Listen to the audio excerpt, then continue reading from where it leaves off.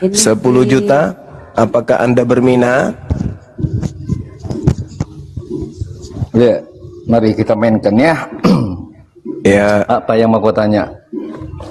Buktikan kalau Anda itu tidak menyembah makhluk terkutuk. Silakan. Baik. Mana sumbermu mengatakan Yesus disembah terkutuk? Coba. Galatia 3 nomor 13, dia adalah Kristus yang menebus dosa Kristen dari kutuk dengan jalan menjadi katara, kutuk. Oke, dia di sana menebus Silakan. atau menjadi kutuk? Dia menjadi kutuk dong. Coba jangan lupa dong, menebus. Coba saya kasih ayatnya teman-teman ya. Oke, dia menebus. Ya. Sebentar silakan, dong, silakan. saya kasih tunjuk ayatnya ya. Silakan. Galatia 13 ya? Galatia 3. Galatia 3. Oke.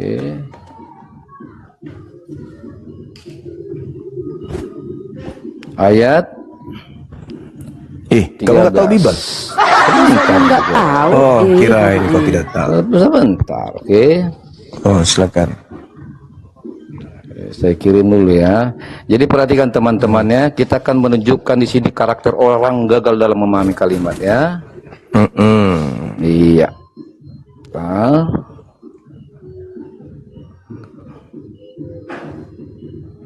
Oke. Saya kasih tunjuk dulu ya, Galatia 3 ayat 13.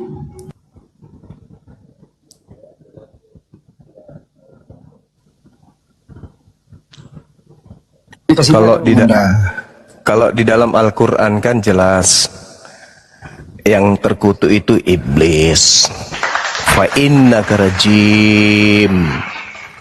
Ternyata yang kamu sembah sebab adalah saya juga bisa makhluk buktikan bahwa Allah itu arsinya iblis kata Nabi Muhammad, tapi nanti ke situ ya. Kita sedang membahas siapa penyembah makhluk Jangan terkutuk. langsung takut lah, takut kali kau dibahas Al-Quran ya kan. Temanya siapa penyembah makhluk terkutuk kan itu. Silakan. Penyembah makhluk terkutuk mungkin Islam ya, karena kan ada betis yang disembah. Galatia 3 nomor 13. Iya, besarkan saya. Jangan Coba cari besarkan saya teman-teman. Kemana-mana. Jangan Kamu apa, naik di sini. Kamu besarkan saya dong. Saya kan udah buka data. Kau harus siap. Kemudian loh, jangankan kau berjejer ulamamu, saya siap loh. Oke, perhatikan teman-teman ya. Kita akan ajari kan langsung main kick. Silakan. Oke, perhatikan ya. Galatia 3 ayat 13. Perhatikan teman-teman. Mereka mengatakan Yesus terkutuk ya. Maka kita akan ajari mereka, karena memang mereka ini kan adalah umatnya yang buta huruf ya. Perhatikan. Kristus telah menebus. Perhatikan ya. Dia bilang tadi bahwa Kristus terkutuk. Dia ingin menghilangkan kata menebus. Kristus telah menebus kita dari kutuk hukum Taurat. Oke, dengan jalan, saya kasih analoginya begini teman-teman. Dengan ibarat jalan orang menjadi apa? Jangan terguncang dong. Dengan jalan menjadi. Ini giliran saya. Dengan jalan menjadi. Giliran saya, bisa diam nggak? Diskusi takut. kita kan? Iya, dengan jalan menjadi. Diam dong, oke?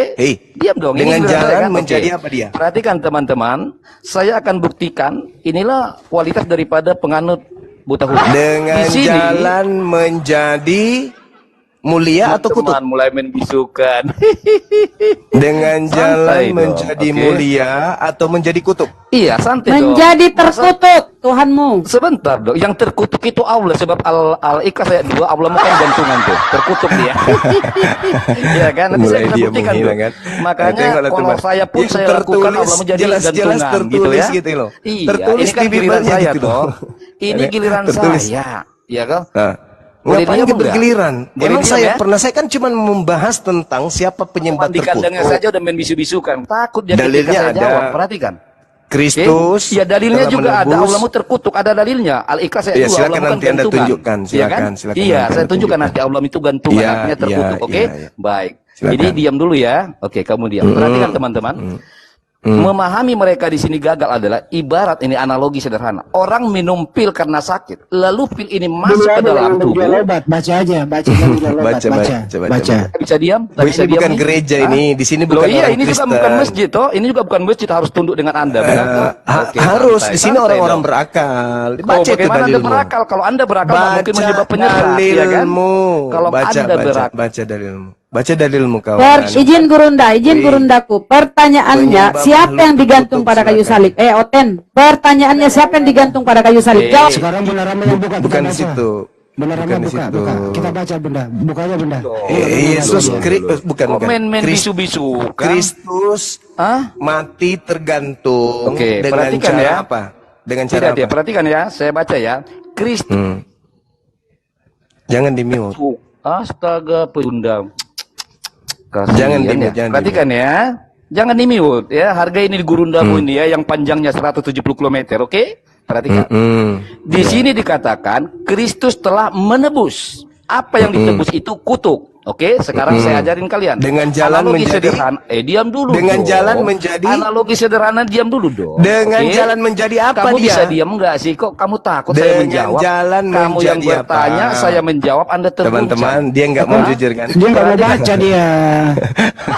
Perhatikan teman-teman. Dengan Inilah jalan kualitasnya menjadi nih. apa Kristus Oke. itu? Iya, kamu bisa diam nggak saya jawab? Dengan jalan menjadi apa? Saya Kristus sudah itu? datangi kandangmu loh, wahai kaum pecundang. Masa takut sih? Apa gunanya Hah? kau datang kalau kau cuma Loh, jadi apa bulan-bulanan di gunanya sini? kau bertanya ketika mau dijawab? Apa gunanya kau datang kalau kau datang hanya seperti monyet di sini, tak berakal, tak berotak, percuma. Mending kau ke gereja cuma pendeta, isap anusnya, itu lebih bagus.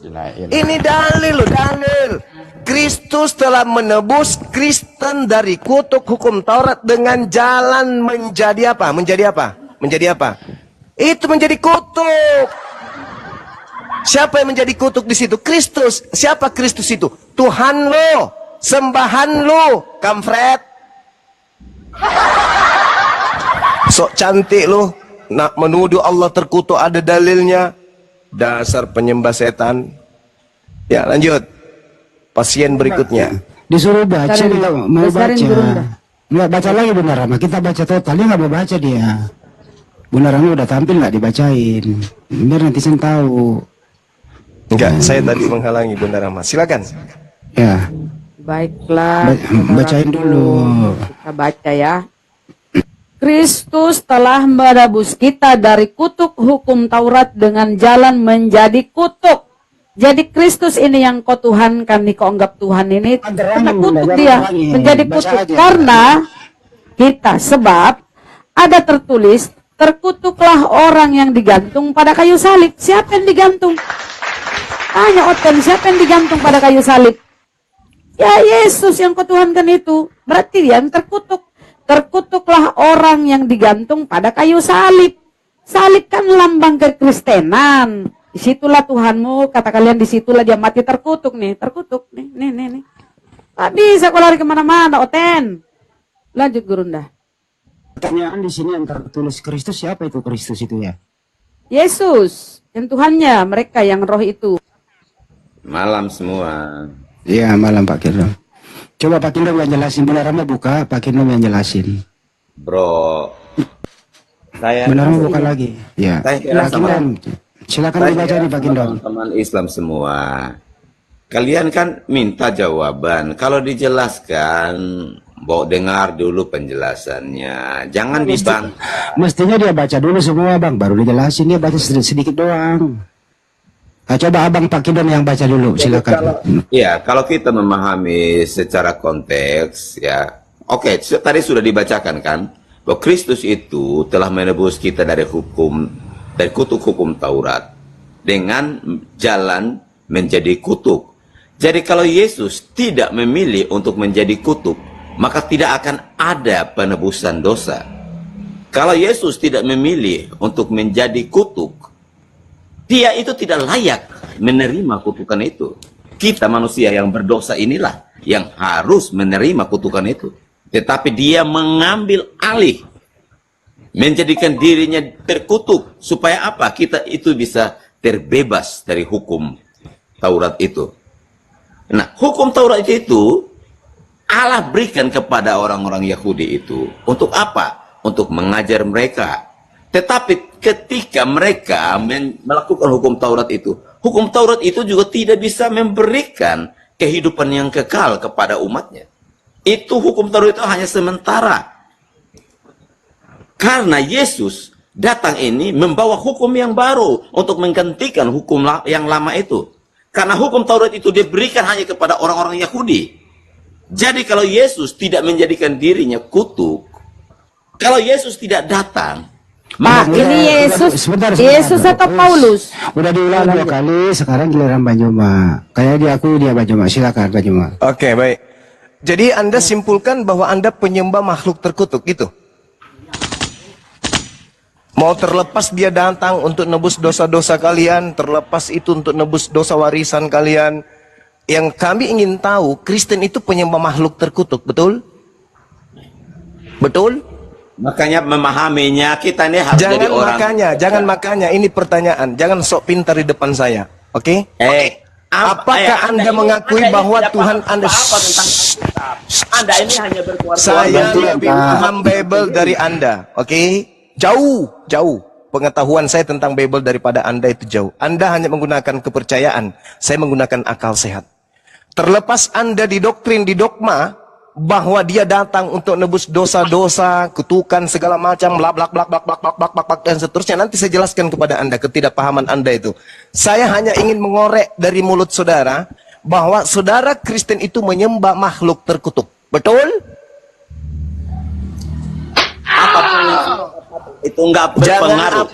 Jangan apapun. Saudara, Anda mau berkata apa, itu urusan Anda. Kita sedang berdiskusi ilmiah, bukan sedang bertengkar. Ilmiah seperti apa? Ketika Oke, orang saya tanya sekali Anda lagi, dengan bacotmu itu, sekali lagi, saudara, sekali lagi saya tanya, apa betul Kristen itu menyembah makhluk terkutuk? Jawab. Kristen menyembah Allah yang benar, yang bernama Tidak Yesus ada, Kristus. Tidak ada Allah digantung. Yang digantung itu Kristus. Jangan kau bolak-balik lidah kau yang panjang itu, saudara. Oh ya. Akui dulu Allah bahwa datang Kristen sebagai itu manusia. Karena Kristen itu Allah itu roh, tidak Tuhannya Yahudi tidak pernah disebut roh. Tuhan kami juga tidak pernah disebut roh. Kristus yang digantung itu apakah betul adalah makhluk terkutuk yang Anda sembah? Jawab.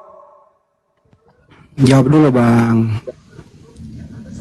makhluk terkutuk. Siapa yang bisa mengutuk dia? Loh, itu dalilmu? Lah, Anda paham nggak bahasanya itu? Paham.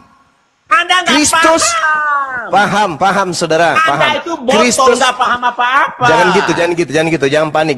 Nanti ditertawakan Wah, sama jangan saudara saya panik. Bahar. Jangan. Anda ini Kristus- nggak paham apa-apa. Kristus paham. telah menebus Kristen dari kutuk hukum Taurat dengan jalan menjadi apa situ? Menjadi apa? Menjadi kutuk. Terima kenyataan. Kristusmu itu menjadi kutuk. Setelah kau katakan dia menebus dosa-dosamu dengan jalan apa? Dengan jalan kutuk. Berarti kau menyembah makhluk kutuk. Katara, terkutuk. Dalam bahasa Yunani jelas tertulis katara, kutuk di sana. Lalu dia mengambil kemudian dalam kitab Ulangan epikataratos, artinya dengan jalan terkutuk. Itu jelas dalil. Sedangkan dalam pemahaman umat Islam, yang terkutuk itu iblis. Fa inna karajem, dan kutukan itu sampai kepada hari kiamat. Di sini bukan saya menghina. Makanya saya butuh saudara-saudara Kristen yang bisa diskusi ilmiah. Kemarin saya sudah membuktikan kalian menyembah bukan anak Maria. Bukan anak Maria yang kalian sembah. Yang kalian sembah adalah makhluk yang bukan manusia dan juga bukan Tuhan. Itu kemarin. Sekarang kita pindah tema. Apakah benar Kristen itu penyembah makhluk terkutuk? Itu temanya tuh. Ini pertanyaan. Kalau tidak benar, buktikan. Toh dalilnya jelas mengatakan itu. Kristus telah menebus Kristen. Di situ kata kita ya. Kata kita di situ diterangkan kemudian. Tetapi kami nggak merasa. Kata Hemas di situ. Hemas bisa kami, bisa kita. Atau kepada kita. Atau kepada kalian. Tapi saya mengatakan bahwa yang menerima ajaran ini hanya Kristen. Maka saya membacanya sesuai dengan keadaan fakta di lapangan. Kristus telah menebus Kristen dari kutuk hukum Taurat. Dengan jalan menjadi katara. Dengan jalan menjadi kutuk.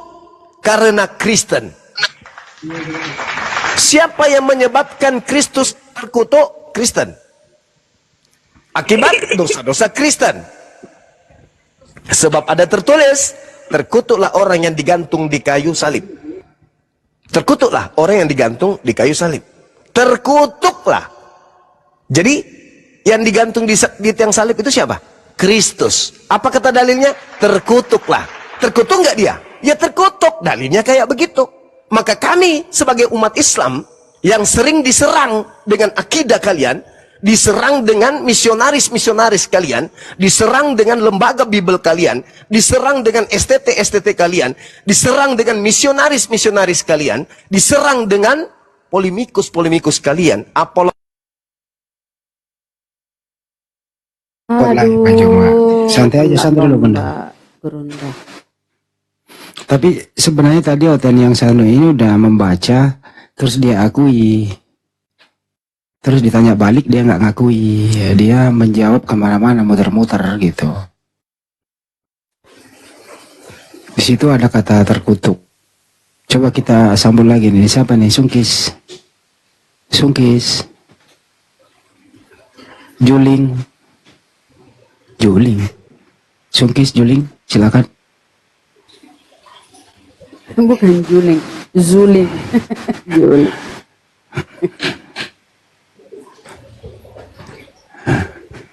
Disambut dulu tuh, kenapa nggak mau ngomong teh naik? Sangkis. Alhamdulillah udah ada Bang. Sangkis, Muslim Kristen. Sangkis. Hore, udah hadir lagi Gurunda. Sungkis, Sangkis, Zuling. Aduh, jangan-jangan mau nge-report kalian ya, Sangkis. Sangkis, Zuling. Oh, ya. Sangkis Kristen, Bang. Islam. Oh Islam, yang Kristen yang naik dulu Bang ya, ini lagi dialog. Jangan naik dulu yang Muslim ya, saudaraku ya. Ya Bang, bentar naik ya Bang ya. Ya. Silakan Gurunda. Iya. Jadi dengan jalan kutuk.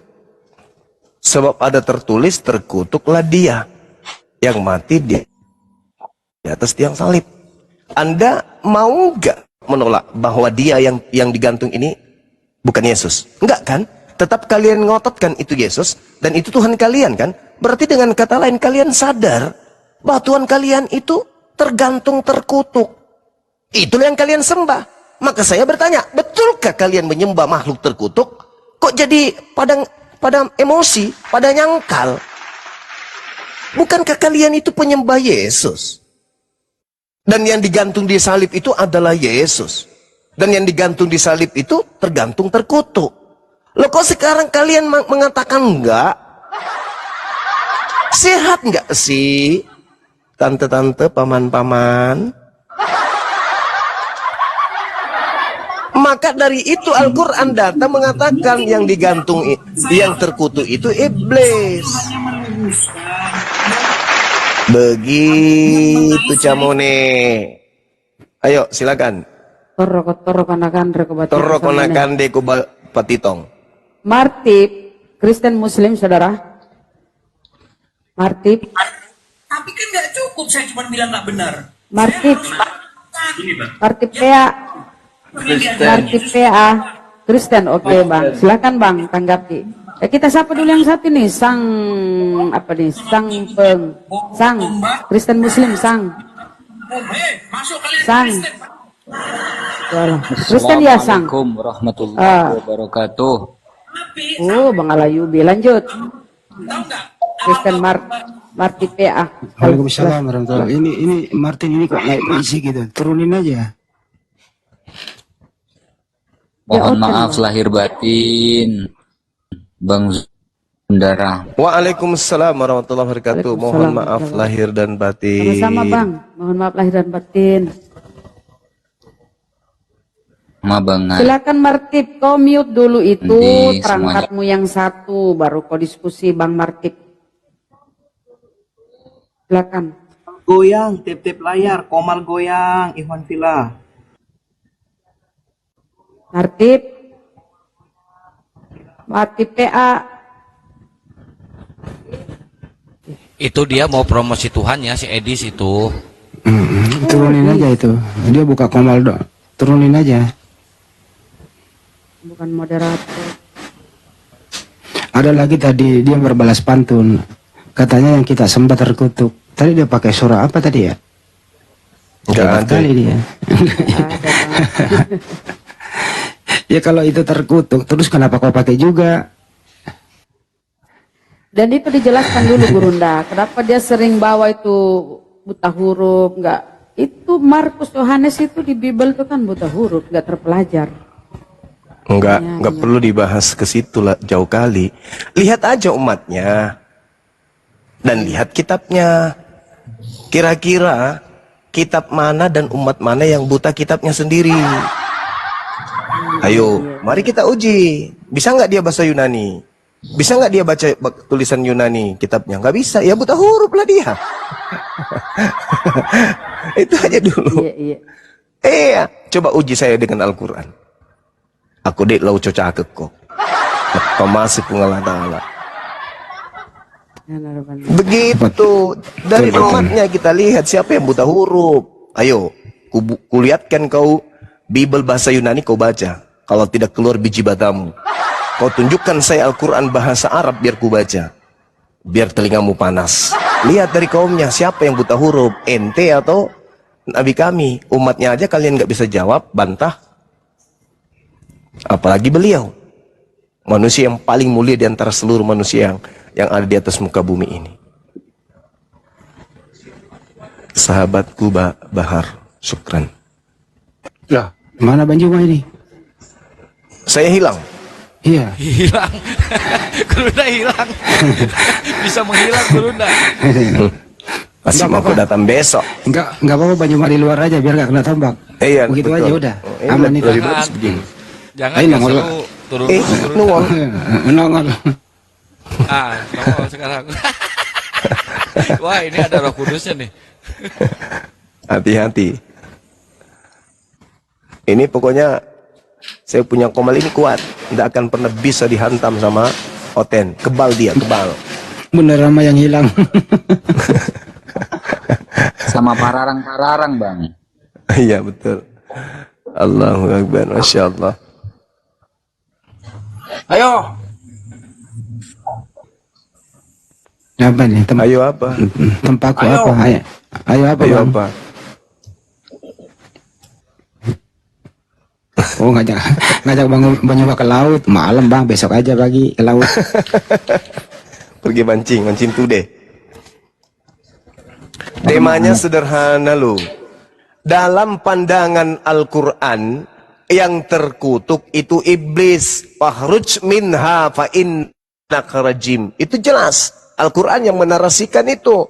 Bahkan kami diminta dan diajarkan sebelum kami membaca Quran, agar kami bermohon kepada Allah agar dihindarkan dan dilindungi dari iblis, di mana iblis itu adalah makhluk terkutuk. Fa iza qara'tal Qur'an fasta'iz billah minasyaitonir rajim. Iblis itu makhluk terkutuk. Dan Kristen di dalam kitabnya diterangkan bahwasanya mereka menyembah Kristus yang digantung terkutuk. Dalam pandangan Islam secara menyeluruh, yang terkutuk itu iblis. Tapi ternyata di Kristen ini, sembahan mereka yang bernama Kristus itu adalah sosok yang digantung terkutuk. Ngeri ini kawan, ngeri. Ngeri kawan. Sembahan saudara kita ternyata gitu. Pernah digantung terkutuk. Terlepas itu betul atau tidak, itu yang tertulis. Mau kayak mana? Sedangkan kalau Yesus sendiri menerangkan yang terkutuk itu ya iblis. Contoh misalnya di dalam Matius 25 nomor 41, dan ia akan berkata juga kepada mereka yang di sebelah kirinya, enyahlah dari hadapanku, hai orang-orang terkutuk, enyahlah ke dalam api. Nah, Lagi-lagi yang terkutuk di dalam Bible itu adalah penghuni neraka. Iblis juga adalah penghuni neraka. Kok ada kesamaan gitu loh? Gimana dong? Kok derajat Islam ini kok semakin tinggi gitu loh? Kalian jauh tertinggal. Kalian jauh tertinggal. Kemarin keteteran. Temanya ternyata yang kalian sembah kalian tidak bisa buktikan kalau itu adalah manusia. Anaknya Maria. Keteteran kalian. Sekarang sembahan terkutuk. Islam Tuhannya maha suci, maha tinggi. Sembahan kalian sosok yang digantung secara terkutuk. Kedudukan kalian semakin lemah. Kedudukan kalian itu semakin rapuh. Kepercayaan kalian itu semakin jauh tertinggal dari Islam. Ini belum apa-apa ini. Belum apa-apa. Bang Suma masih menjelaskan dalam keadaan tidurnya ini. Belum apa-apa dia. Masih santai. Coba. Ada nggak saudara Kristen yang bisa naik ke sini? Mari selamatkan diri Anda dari pertanyaan Bang Suma. Benarkah Kristen ini menyembah sosok terkutuk di atas salib?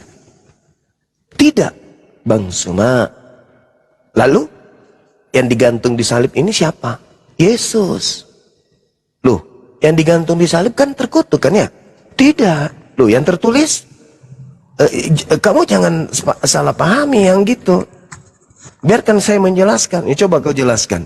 Kristus telah menebus kita dari kutuk hukum Taurat.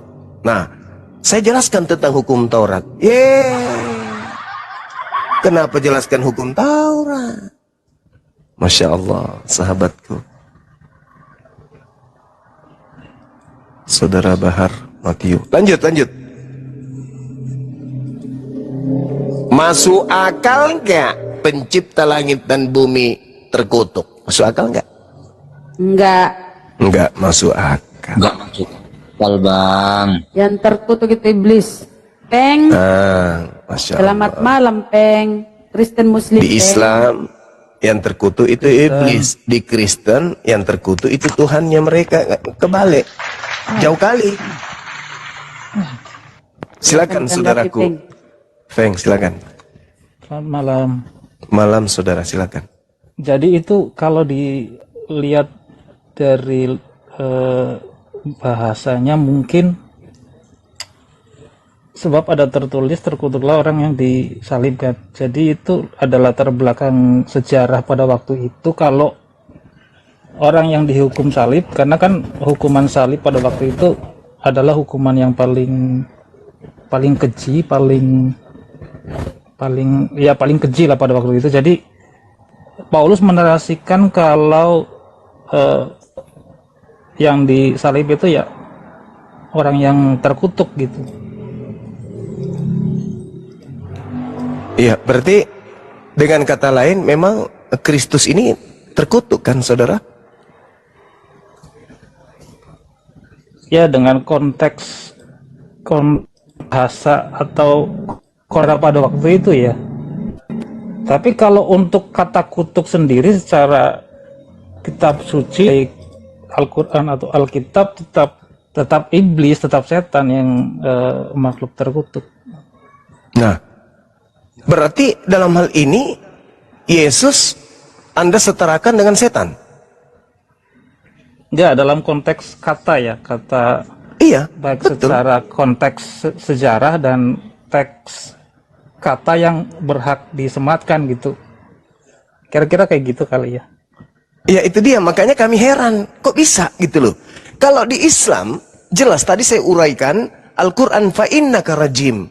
Sesungguhnya iblis itu terkutuk. Dan di dalam Al-Quran, wa iyada'una illa syaitanam marida. Sesungguhnya yang mereka sembah itu adalah iblis yang terkutuk, yang durhaka. Al-Quran saya mengatakan gitu, bahwa di luar Islam, orang-orang kafir, selain menyembah kepada pencipta langit dan bumi, Allah menerangkan mereka penyembah iblis yang terkutuk, yang durhaka. Nah, Al-Quran mengatakan itu. Kutukan terhadap iblis itu ila yaumiddin, sampai hari kiamat. Makanya saya klarifikasi nih. Karena sangat disayangkan Kalau Islam sudah ada, kebenaran sudah digaungkan, Al-Quran sudah diberitakan, masih juga menyembah sosok terkutuk. Sementara Tuhan itu sudah pasti maha suci. Yesaya 5:16, pencipta langit dan bumi itu maha suci, maha tinggi. Kok tiba-tiba ada agama yang mengklaim dirinya sebagai anak-anak Tuhan, tetapi Tuhan diberitakannya dalam bentuk yang sangat timpang, yang tidak bisa diterima oleh akal sehat. Tuhan datang jadi manusia, lalu kemudian mati terkutuk. Ini yang menjadi bahasan kita. Sadarkah saudara Kristen kalau selama ini dicekoki oleh konsep dari barat, penyembahan kepada makhluk terkutuk dengan dibungkus kasih. Kasih, kasih, kasih, kasih.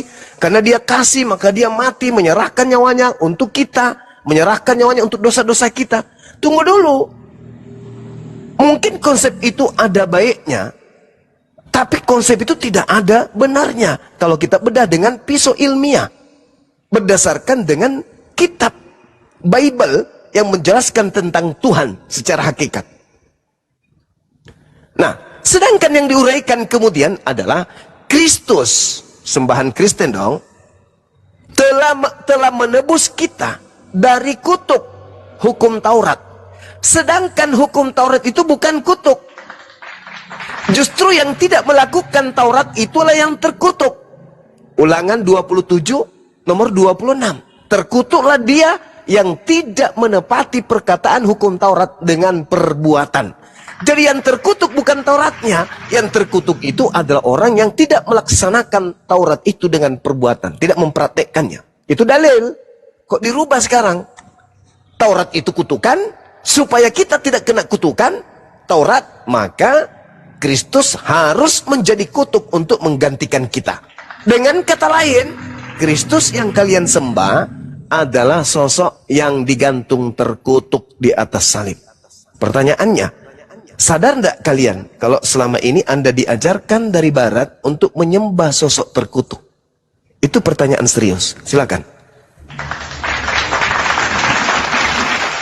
Ya, karena konteks ataupun doktrin yang ada kan menyembah, yang disembah kan yang sudah naik ke surga. Jadi bukan lagi yang tergantung di kayu salib, tetapi yang sudah melampaui penderitaan dan berhasil menang atas penderitaan, sehingga dari penderitaan di kayu salib itu memperoleh kemuliaan di surga, sehingga kemudian dikatakan kuasa, diberikan kuasa baik di langit dan di bumi, sehingga kemudian Tuhan mengutus 12 muridnya untuk memberitakan Injil. Kira-kira begitu kali ya. Saudara, Gimana Bang? Iya, baik. Kalau kita melihat pernyataan Yesus di dalam Yohanes 12, terang sekali dikatakan, Yohanes 14 nomor 30, penguasa dunia itu adalah iblis. Penguasa dunia itu adalah iblis, yang dikutuk itu adalah iblis, yang digantung di atas salib itu adalah orang yang makhluk yang terkutuk, Kristus yang terkutuk. Ya, kemudian betul, penguasa pada waktu itu kan betul iblis. Nah, kemudian direbut oleh Tuhan, diambil alih. Karena sebenarnya kalau konklusi dari Alkitab kan, kalau kita baca di awal dari kitab Kejadian kan, ketika manusia jatuh dalam dosa, kemudian akhirnya manusia dikuasai iblis dan juga dunia dikuasai oleh iblis, dan kemudian masuk ke perjanjian baru, Tuhan harus ada jalan penderitaan yang diambil oleh Tuhan untuk menguasai dunia kembali, sehingga kemudian Allah akhirnya kekuasaan kembali kepada Yesus. Saudara, Yohanes 4:34 ini pengakuan Yesus nih. Makananku adalah melakukan kehendak Bapa yang mengutus aku dan menyelesaikan pekerjaannya. Itu pekerjaan Yesus tuh. Yohanes 5 nomor 30, aku tidak dapat berbuat apa-apa dari diriku sendiri. Bahkan kesaksiannya jelas, Bung. Yohanes 5 nomor 36, ada kesaksianku yang lebih penting dari kesaksian seorang Yohanes Pembaptis. Bahwa semua pekerjaan yang aku lakukan, pekerjaan itulah yang bersaksi tentang aku, bahwa Bapa yang telah mengutus aku. Sedangkan Yesus tidak pernah berkata kepada aku telah diberi kuasa. Yang berkata kepadanya telah diberi kuasa di dunia dan kemuliaan dunia itu iblis. Tertulis di dalam Lukas 4 nomor 6. Yesus ingin diberikan kuasa di bumi oleh iblis beserta kemuliaannya. Tapi Yesus menolak. Berarti penguasa dunia itu bukan Yesus. Justru Yesus berkata, kalau Anda baca di dalam Yohanes 14 nomor 30, Yesus berkata bahwa penguasa dunia itu adalah iblis. Dan aku harus pergi. Kenapa aku harus pergi? Karena penguasa dunia itu, yaitu iblis, sudah datang. Maka aku harus pergi. Coba kita baca. Tidak banyak lagi aku berkata-kata dengan kamu, sebab penguasa dunia ini datang. Sebab penguasa dunia ini datang. Dan dia penguasa dunia ini tidak berkuasa sedikit pun atas diriku. Siapa penguasa dunia ini menurut Yesus? Iblis. Dan setelah penguasa dunia ini datang, yaitu iblis, Yesus pergi. Jadi yang berkata kepada aku telah diberi kuasa, itu bukan Yesus. Karena Yesus sudah pergi. Yang menyatakan kepada aku telah diberi kuasa, itu adalah sosok yang bukan Yesus, tapi oknum lain. Itu Yohanes 14 nomor 30. Silakan. Ya, gimana mungkin kalau kita bisa mengutip satu firman Tuhan dari satu kitab, kemudian mengatakan ayat-ayat yang lain, tulisan-tulisan yang lain ada yang palsu atau tidak asli, itu gimana? Oke, saudara. Saya tidak pernah berkata kitab Anda itu palsu. Saya katakan kitab Anda asli terjemahan dari catatan-catatan pewarta yang melakukan penyelidikan terhadap kejadian-kejadian, peristiwa-peristiwa yang terjadi pada masa lampau. Saya ulang, kitab Anda adalah asli terjemahan dari kitab yang dituliskan oleh pewarta, yang disusun oleh pewarta, yang tidak pernah sadar pada saat menyusunnya bahkan kitabnya akan dijadikan sebagai kitab suci oleh kelompok atau manusia-manusia setelahnya. Jadi itu kitab Anda asli dari pewarta, bukan asli dari firman Tuhan. Kalau yang asli firman Tuhan adalah apa yang diterima oleh Nabi Isa, apa yang diterima oleh Nabi Musa, yang datang di tengah-tengah Bani Israel. Itu yang asli. Sedangkan Yesus tidak pernah berbicara kepada Lukas, tidak pernah berbicara kepada Markus, tidak pernah berbicara kepada Paulus, tidak pernah berbicara kepada penulis Matius dan penulis Yohanes pada saat Yesus sedang memberitakan Injil di tengah-tengah Bani Israel. Kembali kepada tema, siapapun dia, Tuhankah dia, ibliskah dia, saya ingin bertanya kepada saudara, sadarkah Anda bahwa Anda menyembah sosok yang mati terkutuk digantung di tiang salib? Sadarkah Anda bahwa sembahan Anda itu terkutuk? Ya, kembali ke apa yang saya katakan tadi, kalau kita terus berkutat di kata kutuk itu, Paulus sendiri hanya menggunakan konteks situasi pada waktu itu, bahwa ada seperti perkataan pada waktu itu kalau orang yang disalib adalah orang yang terkutuk. Karena konsep penyaliban, hukuman salib pada waktu itu untuk memang orang-orang yang punya kejahatan yang tingkat tinggi, sehingga dikatakan orang yang disalib adalah orang yang terkutuk. Berarti Anda mengiyakan kalau saudara penyembah makhluk terkutuk? Ya enggak. Maksudnya apa ini? Anda menjelaskan konteks waktu itu untuk menyatakan orang yang mati tergantung terkutuk dikarenakan adanya dosa-dosa yang memang sangat luar biasa sampai dia mati terkutuk. Berarti Anda sadar nih, sembahan Anda itu adalah sosok terkutuk. Enggak, let's say gini. Let's say kita nggak pakai kata-kata ayat yang Paulus tulis tadi ya. Jadi kalau saya narasikan menggunakan bahasa saya sendiri, artinya Tuhan berhasil mencapai kemuliaan dengan jalan penderitaan yang cukup berat di kayu salib, sehingga dia mencapai sebuah kemuliaan yang kemudian orang percaya akan karya Tuhan, sehingga manusia berhak untuk menyembah Tuhan gitu. Jadi melalui penderitaan, karena tidak ada penderitaan, tidak ada kemuliaan tanpa penderitaan. Tidak ada kemuliaan tanpa penderitaan. Tanpa penderitaan. Iya. Itu ilmu dari mana itu, Bang? Itu kata-kata di Alkitab sih. Coba Anda tunjukkan di mana itu tertulis. Ya, itu tulisan di mana ya? Santai Ya, saja. tidak ada kemuliaan tanpa penderitaan, intinya seperti itulah. Kalau kita nggak pakai kata-kata kutuk ya, Bang ya. Iya, Saya ingin mengganti aja kata-kata kutuk dengan bahwa ada penderitaan yang dialami Tuhan sendiri, sehingga dengan karya Tuhan itu untuk menebus dosa manusia, akhirnya kita menyembah Tuhan yang telah menebus dosa kita gitu. Ya, jadi gini, saudara, kata kutuk itu kita nggak bisa hindarkan. Kita nggak bisa hindari. Bisa.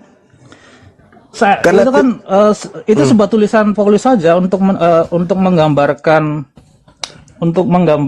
keadaan pada waktu itu. Iya, berarti kalau dia menggambarkan keadaan pada saat itu, berarti dia sedang membahas Ulangan 21, nomor 22-23. Orang yang digantung di tiang salib adalah orang yang melakukan dosa besar sehingga dikutuk.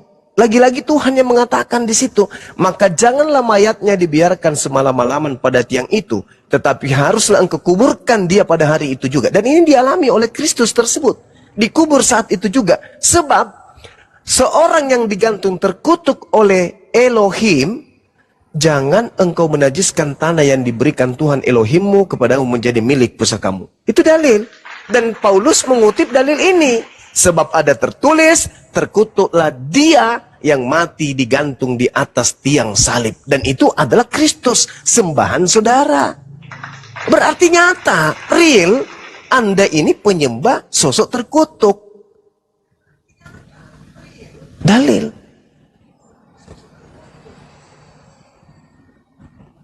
Pencipta langit dan bumi ini apa benar? Terkutuk. Jauh kali, Bang, jauh. Jauh sekali Anda telah dibawa oleh kepercayaan yang dikatakan kemudian di dalam kitab Anda sendiri, waspadalah kepada penyesat. Saking hebatnya penyesat itu, Anda sudah 2000 tahun menyembah sosok terkutuk, Anda tidak sadar. Kenapa? Karena sedang dalam keadaan tersesat. Orang yang dalam keadaan tersesat, dirinya itu tidak paham kalau dia tersesat. Kalau dia sudah nyaman dalam kesesatannya, mereka tidak sadar kalau mereka itu tersesat. Kenapa Yesus mengulang? Camkanlah, camkanlah. Aku sudah mengatakannya terlebih dahulu kepadamu. Jadi kalau ada orang berkata ada Yesus di padang gurun, ada Yesus di sini, jangan kau percaya. Kenapa jangan percaya? Karena luar biasa pengaruhnya. Kalian tidak akan pernah sadar kalau kalian itu tersesat apabila kalian percaya kepada orang yang mengaku bertemu dengan Kristus. Itu bukan aku. Ya, Kristus yang di luar penebusan. Kalau ada Kristus yang di luar penebusan itu yang kita nggak boleh percaya. Tetapi kisah atau cerita tentang penebusan Tuhan Yesus di kayu salib itu kan sebuah kisah yang nyata yang memang ada gitu. Saudara, Yesus Keselamatan yang ditawarkan itu sangat konkret. Sangat-sangat konkret. Nyata, faktual. Tidak bisa ditawar-tawar dan tidak multitafsir. Hidup kekal itu, Yohanes 17 nomor 3, adalah mereka mengenal engkau satu-satunya Tuhan yang benar dan mengenal Yesus Kristus yang engkau utus. Selesai. Ketika kemudian Yesus ditanya oleh murid-muridnya, Guru, perbuatan baik apakah yang harus kuperbuat supaya aku memperoleh hidup yang kekal? 1, kata Yesus, jangan membunuh, jangan berzina, jangan mencuri, jangan mengucapkan saksi dusta, hormati ayah ibumu, kasihi sesamamu seperti engkau mengasihi dirimu sendiri. Itu konsep, itu resep, itu kunci untuk mendapatkan hidup kekal. Tidak ada di situ dikatakan percayalah aku mati menebus dosa kalian dengan jalan terkutuk. Itu tak ada. Betul Bang. Itu konkretnya seperti itu. Nah, konkretnya seperti itu. Lalu siapa yang menawarkan penyelamatan dengan sabar? Lalu siapa yang menawarkan Anda penyelamatan, keselamatan manusia itu dengan percaya Tuhan atau makhluk terkutuk di atas pohon? Siapa? Siapa yang ajarkan Anda? Utusan. Nah, kita kembali ke utusan itu tadi. Nah, kembali ke utusan.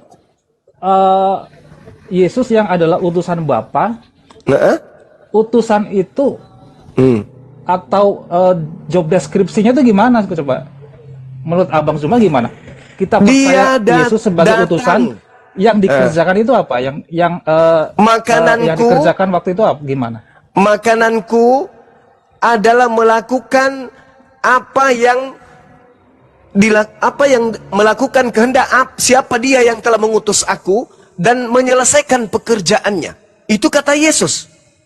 Lalu di dalam Yohanes 14 nomor 31, apa kata Yesus? Dunia harus tahu bahwa aku senantiasa mengasihi Bapa, bahwa aku senantiasa melakukan segala sesuatu seperti yang diperintahkan Bapa kepadaku. Itu kata Yesus. Ada nggak perintah Bapa? Ada nggak perintah Bapa supaya Yesus itu mati terkutuk?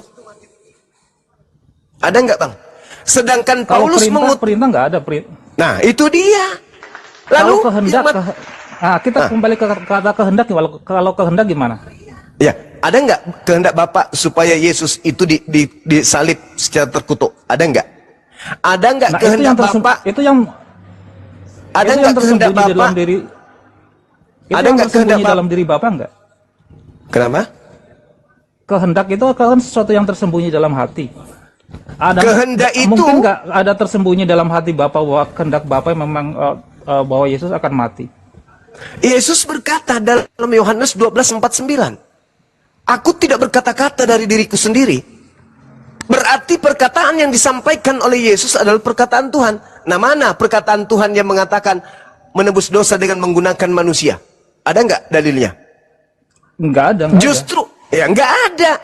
Berarti yang menanamkan konsep mati terkutuk demi dosa kutuk itu dari mana ilmunya?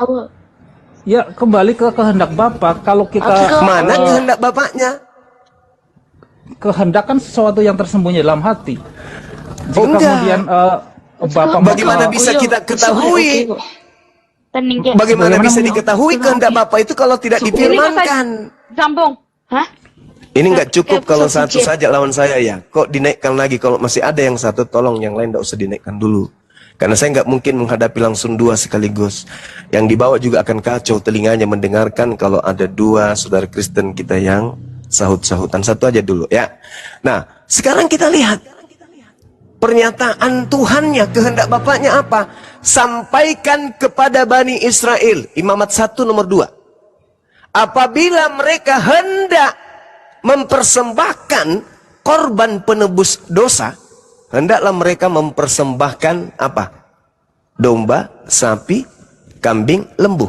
Ada nggak kehendak Bapa agar mempersembahkan anak manusia? Ada. Kehendak Bapa justru apa?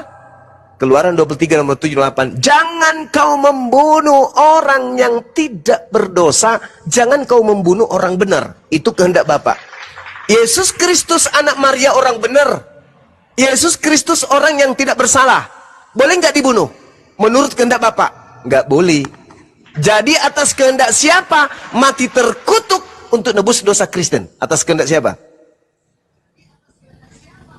Kalau secara secara manusiawi, kalau secara manusia memang kejadiannya tentara Romawi dan bangsa Israel pada waktu itu yang memang tidak suka dengan keberadaan Yesus pada waktu itu, karena banyak menentang hukum-hukum Taurat, banyak menentang tradisi-tradisi keyahudian dan sebagainya.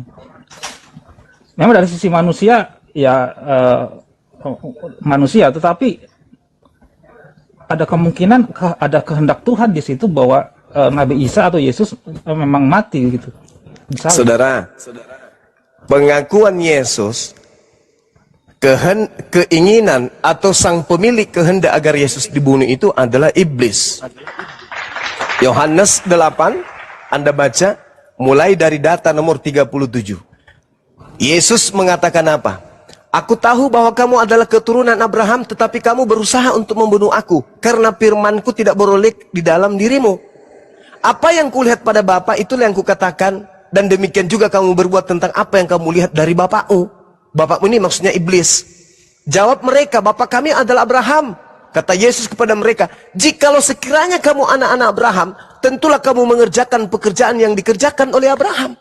Tetapi yang kamu kerjakan adalah justru berusaha membunuh aku. Kenapa? Kenapa kamu berusaha membunuh aku? Karena kamu tidak memperoleh firmanku di dalam dirimu. Iblislah yang menjadi bapakmu. Berarti kehendak membunuh Yesus itu adalah kehendak iblis, bukan kehendak Bapa di langit, di surga. Itu pengakuan Yesus. Jadi yang mati terkutuk yang Anda sembah itu adalah tumbal yang dipersembahkan oleh iblisis. Itu dalil itu, Bang. Tapi kalau menurut saya maksudnya keinginan iblis adalah sifat yang ada pada diri orang-orang Israel pada waktu itu yang ingin membunuh membunuh Yesus. Yes. Berarti yang ingin membunuh Yesus Anda barusan katakan adalah iblis. Terima kasih. Enggak dong. Manusia berarti pada tumbal waktu itu yang enggak Pak, masyarakat pada waktu itu yang memang yang punya sifat iblis dong. Bukan iblis dong.